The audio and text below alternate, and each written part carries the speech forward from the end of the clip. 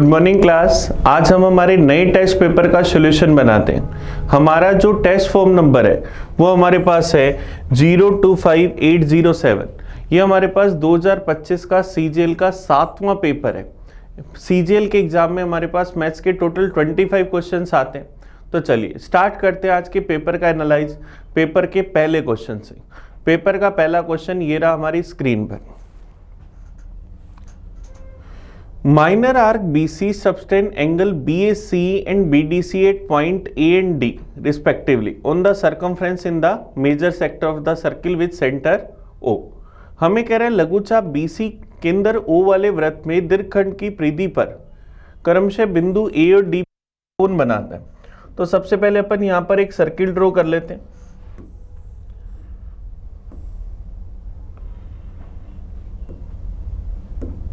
ये हम लोगों ने यहां पर एक सर्किल बना लिया। अब इसके अंदर हम लोगों को दे रखा है हमारे पास एक कोई चाप है BC। यहां सरकमफ्रेंस पर कोई और दो बिंदु है दीर्घ चाप पर A और D। यहां पर ये एंगल बनाता है BAD और BAC और BDC। BAC और BDC अंतरित करता है।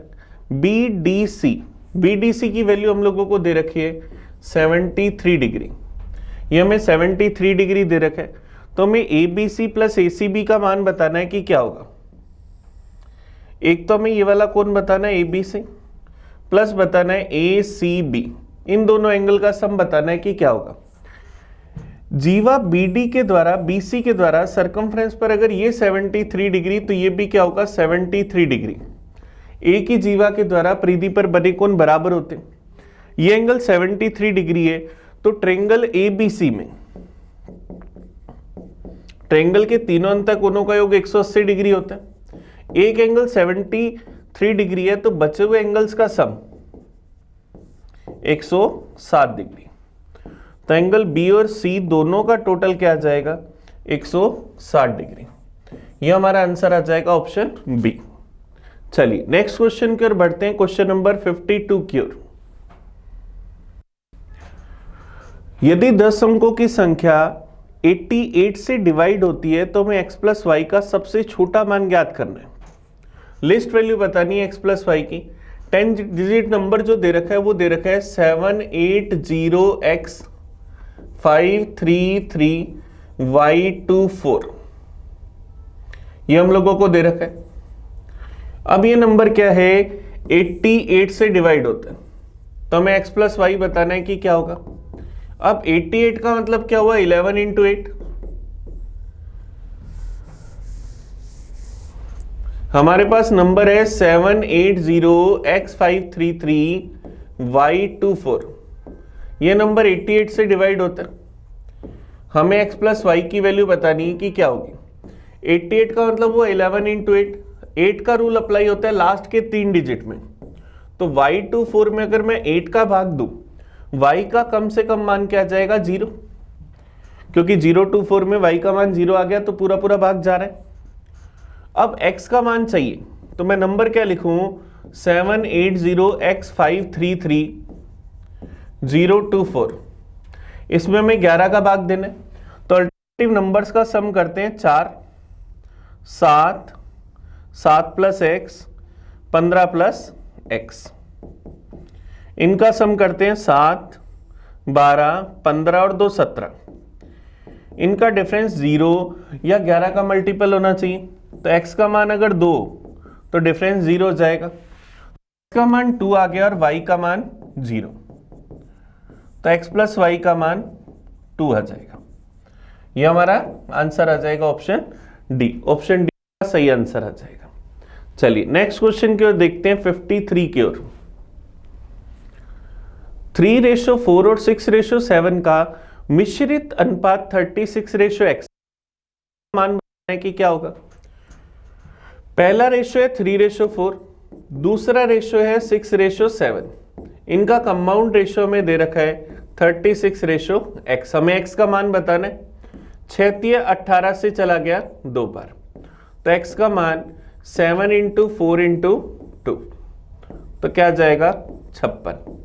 ये हमारा आंसर आ जाएगा। इन दोनों का मल्टीप्लाई है 36, ये हमारा आंसर है। चलिए नेक्स्ट क्वेश्चन की ओर बढ़ते हैं, 54 की ओर। ट्रायंगल एबीसी में एबीसी और एसीबी के आंतरिक समद्विभाजक एक्स पर मिलते हैं। हमारे पास एक त्रिभुज है ए बी सी, हमें दे रखा है कोण एबीसी के और कोण बीएसी के आंतरिक द्विभाजक जो है वो एक्स पर मिलते हैं। एंगल बीएसी 30 डिग्री दे रखा है, तो हमें क्या बताना है, बीएक्सी का मान बताना है कि क्या होगा। एंगल बाइसेक्टर का इंटरसेक्शन पॉइंट इन सेंटर कहलाता है। इन सेंटर पर बना कोण 90 डिग्री प्लस सामने वाले शीर्ष पर बने कोण का आधा, तो सामने वाले शीर्ष पर कोण बना 30, उसका आधा 15 डिग्री, तो टोटल क्या आ जाएगा 105 डिग्री। तो हमारा आंसर क्या आ जाएगा, ऑप्शन सी। ऑप्शन सी इसका सही आंसर आ जाएगा। चलिए नेक्स्ट क्वेश्चन की ओर बढ़ते हैं, क्वेश्चन नंबर 55 की ओर।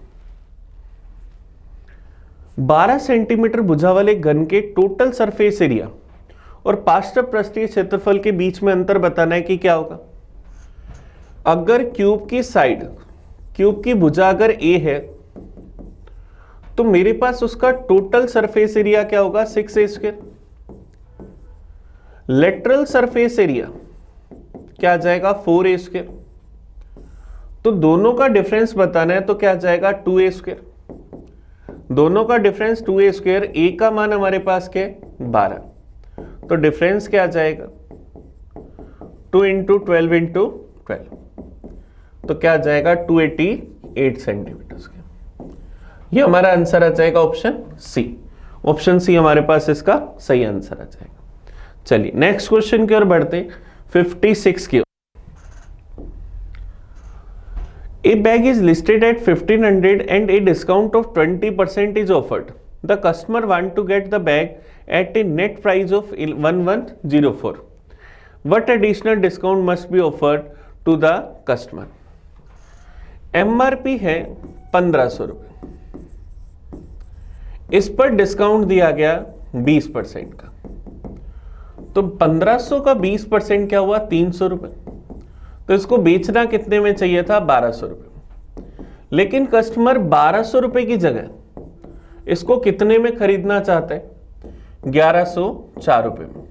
हम उसको कितना एडिशनल डिस्काउंट दे रहे, 1204 में बेचने तो कितना डिस्काउंट, 96 का, कितने पर, 1200 पर, परसेंटेज में चाहिए इंटू 100% से, तो ये चला जाएगा 8 पर, तो डिस्काउंट कितना आ गया, 8%। ये हमारा आंसर आ जाएगा ऑप्शन ए। चलिए नेक्स्ट क्वेश्चन की ओर बढ़े, ये हमारे पास प्रॉफिट लॉस का क्वेश्चन था। नेक्स्ट क्वेश्चन की ओर चलते हैं, 57 की ओर। Disha take 12 hour to copy 75 pages manuscript while Mohit can copy the same manuscript in 10 hours. How much hour will be taken them to copy 150 pages manuscript if they work together? हमें पता है कि दिशा कोई काम है वो 12 घंटे में करती, जबकि मोहित जो है यही काम 10 घंटे में करता है। हमें बताना है कि दिशा और मोहित दोनों मिलकर 2 गुना काम, पहले 75 पेजेस कर रहे थे, अब 150 पेजेस करने मतलब डबल काम, कितने समय में करेंगे। तो सबसे पहला काम टोटल वर्क निकाला 60, दिशा की एफिशिएंसी 5, मोहित की एफिशिएंसी 6, तो दोनों की एफिशिएंसी 11, तो दोनों काम कितने समय में करेंगे, टोटल वर्क अपॉन एफिशिएंसी। अब टोटल वर्क डबल मतलब 120, दोनों की एफिशिएंसी 11, 120/11, या मैं 11 का भाग दे दूं तो क्या जाएगा, 10 से ही 10/11 घंटे। तो इस काम को कितने समय में कर लेंगे, 10 से ही 10/11 घंटे में। ये हमारा आंसर आ जाएगा। ये टाइम एंड वर्क का बड़ा इजी सा क्वेश्चन था। नेक्स्ट क्वेश्चन की ओर चलते हैं, क्वेश्चन नंबर 58। शोभा ने 10% और 5% 2 कंटिन्यू डिस्काउंट के बाद एक साड़ी 5130 रुपए में खरीदी, तो हमें साड़ी का एमआरपी बताना है कि क्या होगा। साड़ी का एमआरपी हमने मान लिया M रुपए, इस पर डिस्काउंट दिया गया 10% और 5% का, और इसका सेलिंग प्राइस है 5130 रुपये।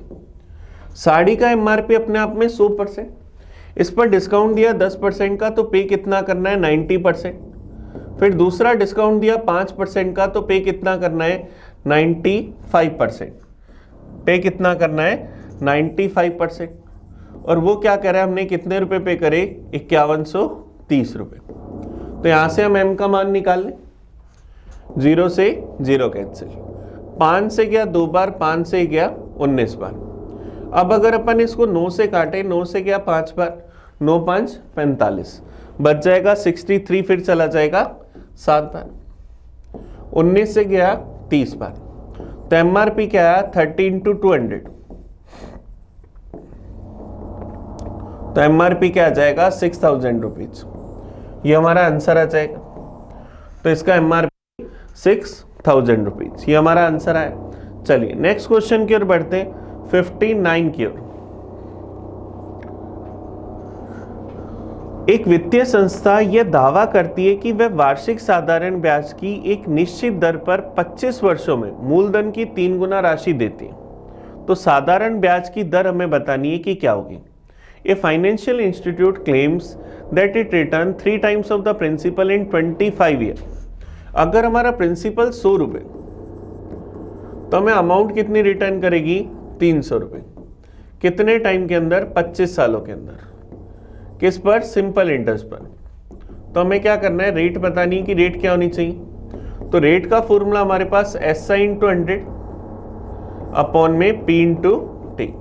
सिंपल इंटरेस्ट कितना मिला 200, गुना में 100, प्रिंसिपल क्या था 100, टाइम कितना 25 साल, 100 से 100 गया, 200/25 क्या है 8, तो रेट कितनी आ गई 8%। ये हमारा आंसर आ जाएगा। तो ब्याज की दर हमारे पास क्या जाएगी 8%। सिर्फ और सिर्फ हमें यहाँ पर सिंपल इंटरेस्ट का फॉर्मूला लगाना था। चलिए नेक्स्ट क्वेश्चन की ओर बढ़ते हैं, क्वेश्चन नंबर 60 की ओर। The distance between the centre of the two circle having the radius 24 centimetre and 18 centimetre respectively is 48 centimetre. Find the length of direct tangent of the two circle. हमें direct tangent की length बतानी है कि क्या होगी। Tangent की length का सीधा सीधा फॉर्मूला होता है रूट में d² माइनस में दोनों रेडियस के स्क्वायर का डिफरेंस। जैसे इसको हम दोबारा लिख लेते, हमारे पास टेंजेंट की जो लेंथ होती है वो हमारे पास क्या होगी, रूट में d² माइनस में दोनों रेडियस के डिफरेंस का स्क्वायर। तो दोनों केंद्रों के बीच की दूरी है d की वैल्यू क्या है 48, माइनस में दोनों की रेडियस का डिफरेंस देखें तो 18 और 24 का डिफरेंस क्या है 6, तो हमारे पास क्या जाएगा 6 का स्क्वायर, इसका रूट। अब हमें पता है a² माइनस b² क्या होता है, a + b × a - b। तो 48 + 6 × 48 - 6, तो ये 54 इंटू के अंदर 42। 54 के अगर मैं टुकड़े करूं 9 × 3 × 2, 42 के टुकड़े करूं अगर मैं 2 × 3 × 7, तो 9 से बाहर क्या आया 3, 3 × 3 से बाहर क्या आएगा 3, 2 × 2 से बाहर आएगा 2 और अंदर क्या बच जाएगा रूट में 7, तो क्या जाएगा 18√7। तो हमारे पास डायरेक्ट कॉमन टेंजेंट की लेंथ क्या जाएगी 18√7। ये हमारा आंसर आ जाएगा। डायरेक्ट फॉर्मूले में बस वैल्यू रखते हैं, हमारा आंसर आ गया। अभी हमने पेपर के 10 क्वेश्चन करे, हमारे पेपर में टोटल है 25 क्वेश्चन। क्वेश्चन नंबर 11 ये रहा हमारी स्क्रीन पर। यदि वृत्त की त्रिज्या 3 सेंटीमीटर ओ उसका केंद्र ओ से 5 सेंटीमीटर दूरी पर स्थित बिंदु P से वृत्त पर खींची गई स्पर्शरेखा की लंबाई, ये हमारे पास सर्किल, ये सर्किल का सेंटर, इसके सेंटर से 5 सेंटीमीटर दूरी से अगर हम यहाँ कोई टेंजेंट स्पर्शरेखा खींचते हैं तो हमें क्या करना है, उसकी लंबाई बतानी है कि क्या होगी। इसको अगर अपन नाम दे दें T, इस पॉइंट को नाम दे दें P, तो ये 5 है। O को अगर मैं P से मिला दूं तो ये उसकी रेडियस होगी 3 सेंटीमीटर, ये एंगल होगा 90 डिग्री। 90 के सामने 5, ये 3, तो ये कितनी 4, तो स्पर्शरेखा की लंबाई क्या आ जाएगी 4 सेंटीमीटर। ये हमारा आंसर आ जाएगा। चलिए नेक्स्ट क्वेश्चन देखते हैं 62 नंबर। 62 देखो हमारे पास डीआई का क्वेश्चन और इस डीआई पर सिंगल ही क्वेश्चन है। हमें क्या करें, the given table shows the number of the birds received in the train ABC on the particular day, reserve on the inner train under different classes, study the given table and answer the question। 3 ट्रेनें ABC इसमें अलग अलग classes के अंदर जो train में reservation है वो हमें दिखा रखी है, रिजर्व सीटें दिखा रखी। हमें बताना क्या है, ट्रेन B और C में सभी श्रेणियों में मिलाकर कितनी बर्थ खाली है। हमें ये फाइंड करना है कि ट्रेन B और C में मिलाकर कितनी बर्थ खाली है। चलिए हमें दे रखा है AC की कैपेसिटी 200 है, B में 190 सीटें फुल हुई तो बची कितनी 10, C के अंदर 2। अगले में देखें फिर sleeper class AC sleeper class जो है उसमें B में 183 सीटें ऑक्यूपाइड है 200 में से, तो बची कितनी 17, C के अंदर कितनी बची 9। अगले के अंदर देखें AC चेयर कार के अंदर 400 में से 348 ऑक्यूपाइड है, रिजर्व है तो बची कितनी 52। 364 C के अंदर है तो बची कितनी 36। नेक्स्ट के अंदर देखें 300 में से फर्स्ट क्लास में से 215 है B में, तो बची कितनी 85। उसमें 291 तो बची कितनी 9। सेकंड क्लास की कैपेसिटी 500, उसमें से 414 फिक्स हो गई तो बची कितनी 86। 484 C में तो बची कितनी 16। इनका टोटल निकाल लें हम, 9 दूनी 18 और 20 और 6 26, 4 9 और 12 126। इनका टोटल निकालो, 12 और 9 21 और 5 26, 8 दूनी 16 और 2 18 और 1 19, 6 दूनी 12, कैरी आ गई 1, 322। तो आंसर क्या आ जाएगा ऑप्शन सी। सिर्फ और सिर्फ बची सीटों का हमें टोटल करना था। चलिए नेक्स्ट क्वेश्चन की ओर बढ़े 63 की ओर। If a plus b plus c not equal to 0 then a plus b plus c into a square plus b square plus c square minus ab minus bc minus ca is equal to, ये हमारे पास formula होता है direct, aq plus bq plus cq minus 3abc। तो हमारा option क्या आ जाएगा सी, क्योंकि हम जानते हैं कि aq plus bq plus cq minus 3abc की वैल्यू क्या होती है, a plus B plus C into में A square plus B square plus C square minus A B minus B C minus C, ये हमारे पास होती है। चलिए नेक्स्ट क्वेश्चन देखते हैं 64। एक नाव 50 मिनट में धारा के प्रतिकूल 10 किलोमीटर जाती, धारा की चाल 3 किलोमीटर पर आवर है, तो स्थिर जल में नाव की चाल बतानी है कि क्या होगी। धारा के प्रतिकूल हमने डिस्टेंस ट्रेवल करी 10 किलोमीटर, टाइम लगा 50 मिनट। 50 मिनट को हम क्या 5/6 आवर्स कह सकते हैं। हमारी धारा के प्रतिकूल अपस्ट्रीम क्या होगी x-3। तो यहां से अपन देखें तो क्या मेरे पास अपस्ट्रीम क्या होगी, डिस्टेंस स्पीड क्या होगी, डिस्टेंस अपॉन टाइम। तो x-3 बराबर डिस्टेंस है 10 किलोमीटर, टाइम 5/6, 5 से क्या 2 बार, तो x-3 बराबर 12। तो x बराबर 12 + 3 15। तो शांत जल में मोटर बोट की चाल क्या गई 15 किलोमीटर पर आवर। यही बताना है, शांत जल में नाव की चाल 15 किलोमीटर प्रति घंटा, ये हमारा आंसर आ गया। सिर्फ हमने एक फॉर्मूला यूज करा, स्पीड बराबर distance upon time. Next question की ओर चलते हैं, question number 65। A vendor earned 10% on an investment but loses 10% on another investment. What will be the combined loss or gain if two investments are in ratio of 1:3? दो investment है जिनका ratio है 1:3। मान लिया फर्स्ट इन्वेस्टमेंट 100 रुपए की, दूसरी investment 300 रुपए की, तो टोटल इन्वेस्टमेंट कितने की 400 रुपए की। पहले पर प्रॉफिट है 10% का, मतलब 10 रुपए का प्रॉफिट है तो वो कितने की होगी 110 रुपए की। दूसरे पर 10% का लॉस है, 10% का लॉस है, इसका मतलब 30 रुपए का लॉस, तो वो कितने की होगी 270 रुपए की। तो टोटल वैल्यू कितनी बनी 380। ₹400 का इन्वेस्टमेंट था, अभी सिर्फ 380 बचा है, तो कितना लॉस हुआ? ₹20 का। कितने पर? 400 पर। परसेंटेज में चाहिए, इंटू करा 100% से। 20/400 1/20 और 1/20 की वैल्यू 5%, तो उससे कितना लॉस हो गया? 5% का। ये हमारा आंसर आ जाएगा ऑप्शन डी। चलिए नेक्स्ट क्वेश्चन की ओर बढ़ते हैं, 66 की ओर। साइन p प्लस क्यू बराबर 1, कोस p माइनस क्यू बराबर √3/2, तो p का माप बताना है कि क्या होगा। अब साइन p प्लस क्यू बराबर अगर 1 है, तो इसका मतलब p प्लस क्यू कितना होगा? 90 डिग्री। साइन की वैल्यू 1 कितने पर होती है? 90 डिग्री पर।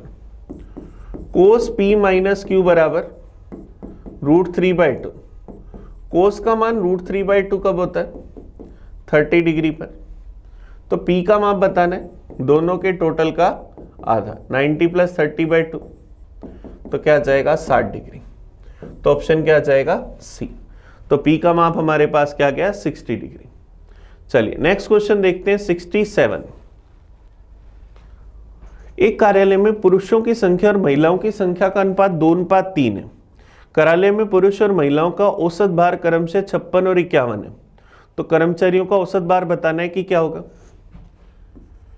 मेल और फीमेल का रेशियो है 2:3। मेल का एवरेज वेट 56, फीमेल का एवरेज वेट 51 kg। तो पूरे ऑफिस का एवरेज वेट बताना है। मान लिया 2 मेल थे, 3 फीमेल थी।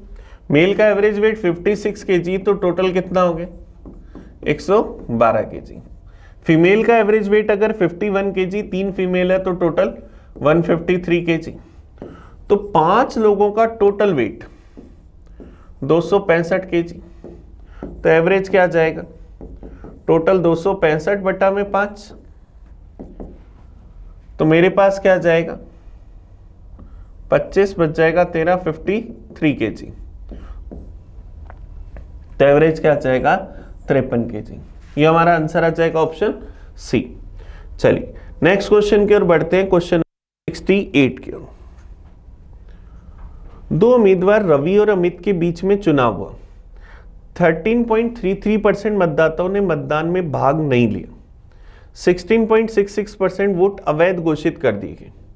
जीतने वाले उम्मीदवार को कुल वैध मतों का 56.25% मिला और वो 5460 वोटों से जीत गया। तो मतदाता सूची में मतों की संख्या। मान लिया वोटिंग लिस्ट में टोटल वोट x थे, अनयूज वोट है हमारे पास 13.33%, मतलब 13 से 1/3% या 40/3%। टोटल वोट 100%, जिसमें से 40/3% अनयूज, तो यूज कितने हुए? 100 में से 40/3 घटा दो, 260/3%। ये उसके यूज वोट आ गए। इसमें से इनवैलिड कितने हुए? 16 से 2/3%, मतलब 1/6। तो वैलिड कितने होंगे? x के 260/3% के 5/6, ये वैलिड वोट हुए। इसमें से एक को मिले 56.25%, ये वैलिड वोट अपने आप में 100%, तो दूसरे को कितने मिले होंगे? 43.75%। दोनों का अगर मैं डिफरेंस देखता हूं तो मेरे पास कितना आ जाएगा? 12.5%। डिफरेंस कितना आ जाएगा? 12.5%, जिसकी वैल्यू किसके बराबर है? 5460 के। मुझे टोटल वोट बताने, तो x गुना 260/3, परसेंटेज हटाया बटा में 100 इंटू 5/6, 12.5% का 1/8 बराबर 5460। 0 से 0 के। अगर अपन इसको 13 से काटे या 26 से काटे, 26 दूना 52, बच जाएगा 2 26 फिर चला जाएगा एक बार। अब ये 5 से गया 20 बार, तो x का मान क्या आया? 6 तिये 18, 18 इंटू 20 360 गुना में 8 गुना 21। तो 360 गुना में 21 गुना 8 168। तो क्या 8 6 48 4 60,480। तो आंसर क्या जाएगा ऑप्शन ए। टोटल कितने वोट हैं 60,480, ये हमारा आंसर आ जाएगा। चलिए नेक्स्ट क्वेश्चन की ओर बढ़ते। ये अब हमारे पास शेषका का क्वेश्चन था, क्योंकि इसने बोला कि इतने वोट तो उसने डाले नहीं, पार्टिसिपेट नहीं करा। अब जो पार्टिसिपेट नहीं करा उसके बाद क्या होगा, इतने वोट इनवैलिड हो गए। और विनर को कितने मिले 56.25%, और वो भी किसके, टोटल वैलिड वोट्स के, ना कि टोटल वोट्स के। तो हमारे पास इसमें क्या है शेषका, और हमने शेषका के हिसाब से करा। और इसमें जो कहना चाह रहा है उसके हिसाब से ये कहना चाह रहा है कि जो हम लोगों ने वोट डाले थे, जो वोट हमने यूज करे थे, उसके 16.66% वोट अवैध घोषित कर दी, डाले गए मतों। चलिए नेक्स्ट क्वेश्चन की ओर बढ़ते 69 की ओर। 69 देखो डीआई का क्वेश्चन है, सिंगल क्वेश्चन है। निम्नलिखित तालिका में 4 अलग अलग राज्यों में 4 वर्षों में एक स्क्रीनिंग टेस्ट में प्रेजेंट होने वाले उम्मीदवार ए और पास होने वाले उम्मीदवार पी की संख्या को दर्शाया गया। अच्छा, जो अनुपस्थित है प्रेजेंट है हमारे पास, अपीयर्ड है, उनको अपन ए से रिप्रेजेंट कर रहे हैं, और जो उसमें से पास है उसको पी से। 4 अलग अलग स्टेट दे रखे, ठीक है। अब हमें बताना क्या है, क्वेश्चन हमें क्या कर रहा है, 2021 में सभी 4 राज्यों में स्क्रीनिंग टेस्ट में उपस्थित प्रेजेंट रहने वाले उम्मीदवारों की औसत संख्या 2021 में जो प्रेजेंट थे। तो असम में अपीयर थे 2900, बिहार में 4700, केरला के अंदर 3400 और उत्तर प्रदेश के अंदर 4800। हमें इन सब का एवरेज चाहिए, तो टोटल निकाल लें।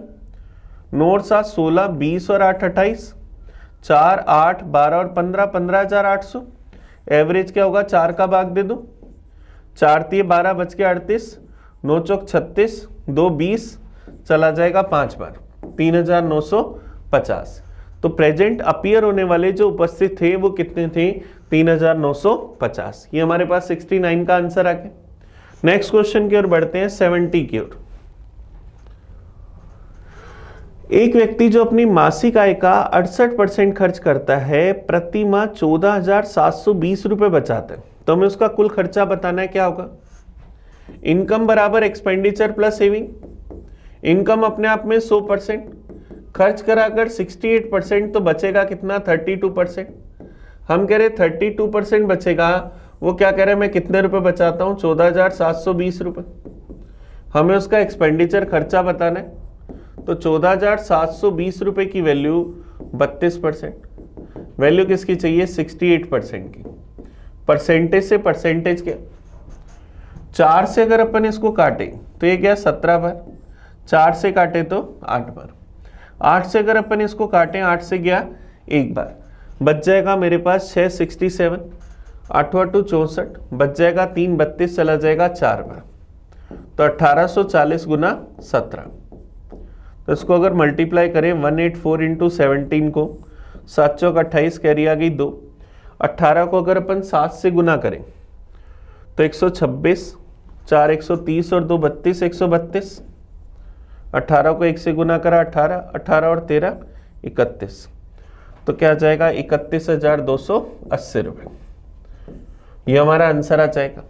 तो ऑप्शन सी हमारा आंसर आ गया। चलिए नेक्स्ट क्वेश्चन की ओर बढ़ते हैं 71 की ओर। 71 देखो हमारे पास ट्रिग्नोमेट्री का क्वेश्चन है। कोसेक थीटा 1 सही 7/22, तो कोट स्क्वायर थीटा का मान बताना है। अब कोसेक थीटा 1 सही 7/22, इसका मतलब क्या हुआ 29/22। Cosec theta hypotenuse upon perpendicular. हमें चाहिए coat square theta. Coat square theta को हम क्या कोसेक स्क्वायर थीटा माइनस में 1 कह सकते हैं। तो कोसेक स्क्वायर थीटा 29 का स्क्वायर, 29 का स्क्वायर 841, 22 का स्क्वायर 484, माइनस में 1, तो 841 माइनस 484 बटा में 484। तो यहां से तो 484 बटा में आ गए, 11 में से 4 गए 7, फिर 13 में से 8 गई 5, 7 में से 4 गए 3, तो 357/484 ऑप्शन बी, ये हमारा आंसर आ गया। चलिए नेक्स्ट क्वेश्चन की ओर बढ़े, 72 की ओर। एक्स क्यूब बराबर 270 प्लस वाई क्यूब, एक्स बराबर 6 प्लस वाई, तो एक्स प्लस वाई का मान बताना है अगर एक्स और वाई दोनों 0 से बड़े। एक्स क्यूब बराबर 270 प्लस वाई क्यूब, तो क्या X cube minus Y cube बराबर 270, और एक्स बराबर 6 प्लस वाई, तो क्या एक्स माइनस वाई बराबर 6। A cube minus B cube का X cube minus Y cube का फॉर्मूला क्या आ जाएगा, एक्स माइनस वाई का whole cube plus 3xy X minus Y. अब एक्स माइनस वाई की वैल्यू 206 का क्यूब 216, 6 × 18xy बराबर 270, 216 उधर जाते ही माइनस का, 216 270 में से गए तो क्या बचा 54, तो एक्स वाई बराबर 54/18 मतलब 3, एक्स और वाई का मल्टीप्लाई क्या आया 3 आया। अब हमें एक्स प्लस वाई चाहिए, एक्स और वाई का अलग से मान तो पता नहीं, अब दो वैल्यू भी नहीं सोच सकते जिनमें डिफरेंस तो 6 का और मल्टीप्लाई 3 हो, तो एक्स प्लस वाई का होल स्क्वायर माइनस में एक्स माइनस वाई का होल स्क्वायर बराबर क्या 4xy होता है, तो एक्स प्लस वाई का होल स्क्वायर माइनस में 6 का स्क्वायर 36 बराबर 4 × 3 = 12, तो एक्स प्लस वाई का होल स्क्वायर 36 + 12 48, तो एक्स प्लस वाई बराबर रूट में 48, 48 का मतलब 16 × 3 = 48, तो क्या जाएगा 4√3, तो ये आंसर आ जाएगा ऑप्शन सी, 4√3 हमारा सही आंसर आ जाएगा। चलिए नेक्स्ट क्वेश्चन की ओर बढ़ते हैं, 73 की ओर। 2a + 3b बराबर 14, 2a - 3b बराबर 10, तो हमें ab का मान बताना है कि क्या होगा। 2a + 3b बराबर 14, 2a - 3b बराबर 10, दोनों इक्वेशंस को अगर मैं ऐड कर दूं तो 4a बराबर 24, तो a बराबर 6। अब a का मान 6 आ गया, b का मान और चाहिए। फर्स्ट इक्वेशन में से सेकेंड इक्वेशन को अगर मैं घटा दूं, ये माइनस का, ये प्लस का, ये माइनस का, ये कट गया, 3b + 3b 6b बराबर क्या है 4, तो b का मान 4/6 या 2/3, तो a का मान 6, b का मान 2/3, हमें क्या चाहिए ab, 6 × 2/3, 2 दूनी 4, ये हमारा आंसर आ गया। हम चाहते तो a + b का होल स्क्वायर -a - b का होल स्क्वायर वाली टर्म भी यूज कर सकते थे, लेकिन तब हमारे पास a b के साथ में कुछ वैल्यू भी आती। चलिए नेक्स्ट क्वेश्चन देखते हैं, 74। यदि 2 वर्ष के लिए 18% वार्षिक दर से संयोजित ब्याज 981 है, तो धनराशि का वर्तमान मूल्य हमें बताना है कि क्या होगा। रेट है 18%, टाइम है 2 साल CI से, तो हमें क्या करना है, प्रिंसिपल बताना है कि क्या होगा। चलिए कोशिश करते, 18% से 2 साल का CI परसेंट है, 18% को 18/100 या 9/50 लिख सकते हैं। टाइम 2 साल है तो प्रिंसिपल 50 का स्क्वायर 2500 मान लें, तो पहले साल हमें क्या मिलेगा 2500 का 9/50 मतलब 450, दूसरे साल क्या मिलेगा 2500 का 9/50 450, और 450 का 9/50 81। 2 साल में टोटल हमें कितना मिला 981, और 981 अगर 981 रुपीज के बराबर, तो प्रिंसिपल भी क्या आया जो लेट करा 2500 रुपये वही आ गए, ये आंसर आ गया। और वैसे भी बटा में 50-50 दिख रहा है तो 2500 या उसका मल्टीपल ही आंसर होता, तो ऑप्शन बी हमारा आंसर है।